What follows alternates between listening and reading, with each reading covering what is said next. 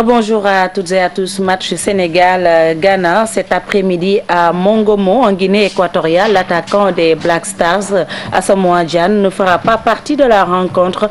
Allons en Guinée équatoriale retrouver nos envoyés spéciaux. Il s'agit de Cheikh Tidiane Diawo, Mor Kharma et Hamza Diallo. Très incertain même pour ce match Sénégal-Ghana. Une incertitude qui ne perturbe aucunement les Lions. Je ne sais pas. Donc si je ne sais pas, je ne peux pas mettre quelque chose en fonction d'un joueur qui sera là ou pas là. On va d'abord faire son équipe, bâtir notre équipe. Et puis s'il n'est pas là,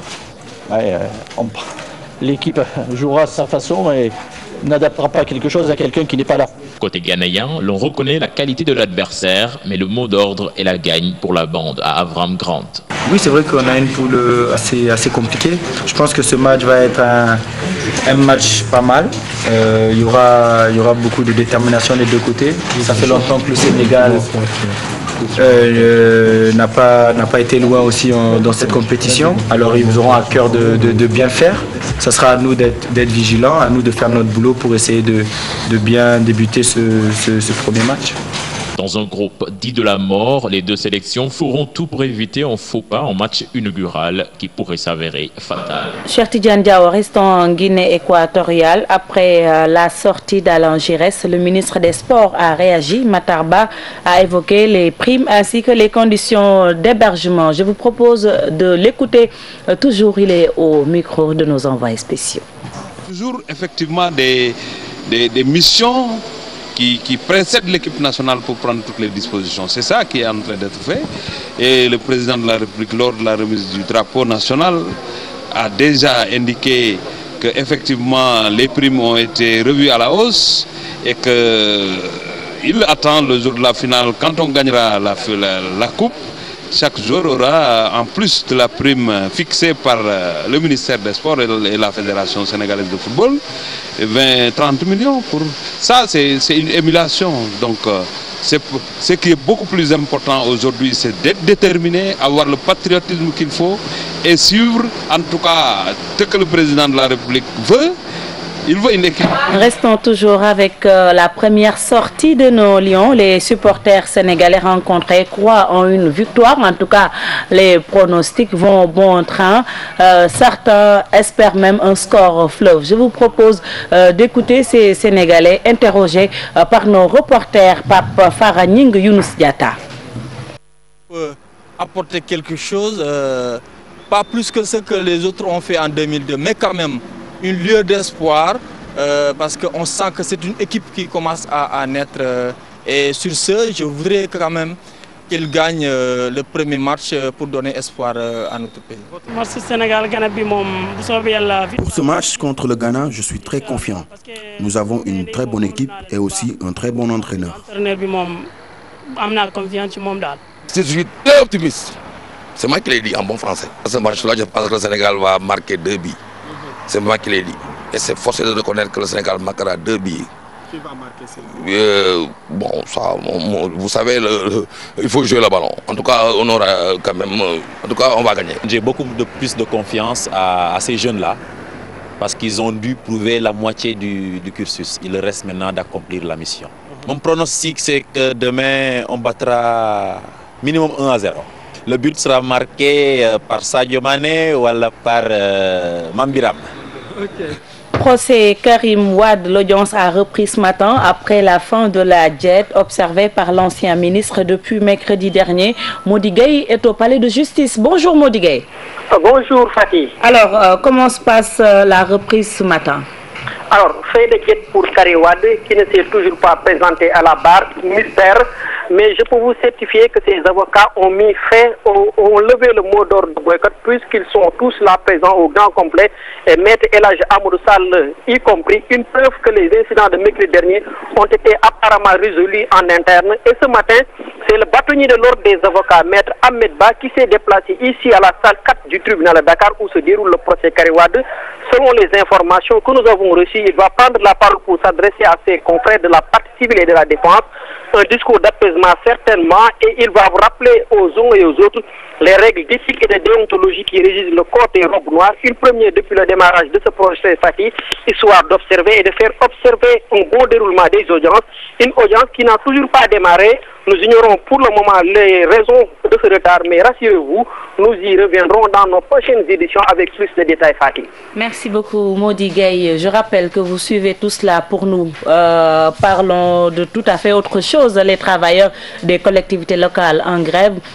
Ils ont déclenché leur mouvement aujourd'hui. Ces travailleurs réclament des arriérés de salaire et dénoncent ainsi l'acte 3 de la décentralisation. Les camarades de Sidi Ndiaye observent ce mouvement d'humeur jusqu'au mercredi prochain. Nous y reviendrons dans nos prochaines éditions. Parlons toujours des collectivités locales.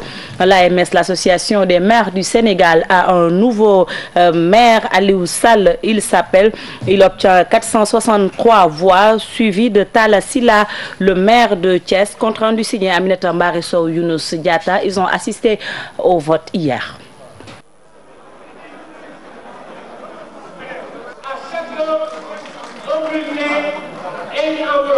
L'échéance fut longue, le consensus difficile à trouver, mais au finish, l'Association des maires du Sénégal est parvenue à élire son nouveau président. Suffrage droit exprimé 502, ont obtenu Samba Bathily Diallo, 8, Talla Sylla, 25, Aliou Sall, 463. Aliou Sall prend ainsi les rênes de l'AMS pour 5 ans renouvelables. Le maire de Guédiawaye était en compétition avec Talla Sylla, maire de Thiès, Samba Bathily Diallo, maire de Ouakam, et El Hadji Amar Lo, maire de Sagataguet. Si ma formation et mon expérience ont pu me préparer, c'est surtout ma passion pour les habitants du monde rural et de la banlieue. Les territoires où j'ai grandi. C'est cette passion qui m'a conduit à concevoir le métier de maire comme un véritable sacerdoce. L'Association des maires du Sénégal nous donne l'opportunité de partager, de faire connaître, reconnaître et de mieux accompagner notre noble métier. Aux 557 maires présents à cette assemblée, le nouveau président promet d'œuvrer pour leur développement. Une égale possibilité pour tous les maires de faire bénéficier à ses administrés, à leurs administrés, de droits élémentaires, se nourrir, se loger, se soigner, se former, se déplacer, en somme s'accomplir. L'élection du nouveau bureau de l'Association des maires du Sénégal n'a pas été de tout repos, faute de consensus, plus de 4 tours d'horloge pour permettre aux 557 maires inscrits de choisir leur président. Restons avec l'élection du président de l'Association des maires du Sénégal, Abdoulaye Wilane, porte-parole du Parti socialiste, a réagi. Le maire de Fatick est revenu sur sa sortie qui avait suscité la polémique au sein de sa formation politique. Il est avec Aminata Mbaré Sow. Je félicite d'avoir défendu les positions et idées qui étaient les leurs et d'avoir traiter cela dans le cadre de la réunion des maires socialistes présents à cette Assemblée générale. Je suis un porte-parole et la position de porte-parole est une position très ingrate. Puisque j'ai choisi et accepté d'être porte-parole, j'assume et supporte tout ce que l'on peut dire sur mes déclarations parce que peut-être on peut ignorer les tenants et les aboutissants et les fondements de ce que je dis. Mais moi, il ne m'appartient pas de polémiquer avec un socialiste, encore moins de polémiquer avec un collègue maire socialiste et ami. Le mouvement national des jeunes progressistes veut un candidat issu de l'AFP pour 2017. Ils ont réitéré leurs propos hier lors d'une rencontre avortée avec les responsables de leur parti. Compte rendu signé Lamine Diédhiou, Modou Diop. Au siège de l'AFP, ce qui devrait être une rencontre apaisée dégénère. Les esprits s'échauffent. Certains responsables boudent. Les jeunes progressistes restent tout de même campés sur leur position d'il y a quelques jours. Il y aura un candidat du parti en 2017. L'AFP présentera un candidat aux élections de 2017. Ça, c'est la première décision. La deuxième décision, c'est que les jeunes doivent se mobiliser. Les jeunes doivent aller à leur base et travailler pour qu'en 2017, ce candidat qui sera désigné lors d'un congrès puisse avoir les moyens de sa politique. Contrairement à ce qui est avancé, ces jeunes disent n'avoir aucun problème au sein de leur structure. Il n'y a aucun problème dans le mouvement des jeunes. Aucun.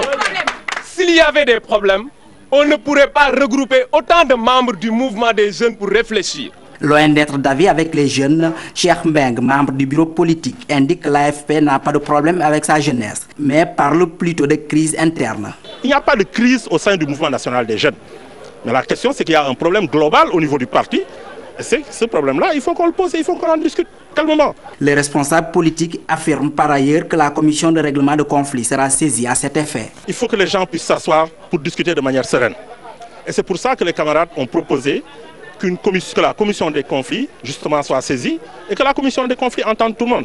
La commission des conflits va donc procéder à une instruction et après la phase d'instruction, elle reviendra vers les instances du parti pour lui faire son rapport. Le mouvement national des jeunes progressistes a par ailleurs rappelé son attachement au secrétaire général du parti, Moustapha Niasse, qui est un modèle pour eux.